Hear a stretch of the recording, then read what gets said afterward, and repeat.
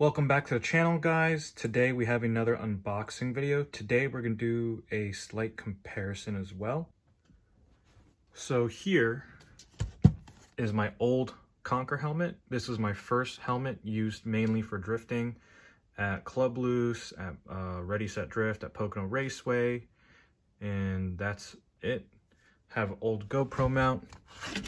To open up the visor, all you're going to do is pop up this on your left and then it'll unlock. I like this because it has all those different ports here, here, and here. That way you could get some adequate air while you're racing. And there you can see you have your SA 2015 certification along with your Snell certification on the right. And then in here, you can see that the production date was September of 2016. So these Snell certifications are only good for 5 years. And now that it's 2022, I do need to get an upgraded helmet. For reference, the only thing I didn't really like about this helmet was that it weighed about 6 pounds.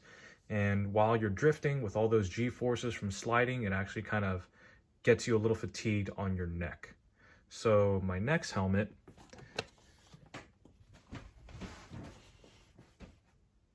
is actually this. Oh, so nice, beautiful box from Stilo, and I'm sure you can guess what's in here. As you can see from the box, it's a Stilo ST5 composite, and I picked this up from Stable Energies. Shout out to Oscar for getting this helmet fitted for me, and also I highly recommend you guys go to Stable Energies if you need any specific racing needs. They have all sorts of products such as seats, harnesses, communications, fire suppression systems, safety, and more. So this is the helmet bag that your helmet comes in. Nice Stilo branding on the side. So here's the helmet out of the bag.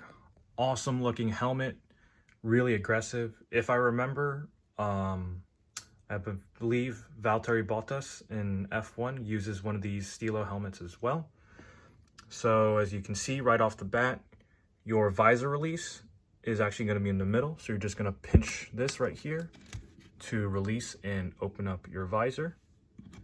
You have all these air ports here so you can get some proper air funneling to you while you're racing.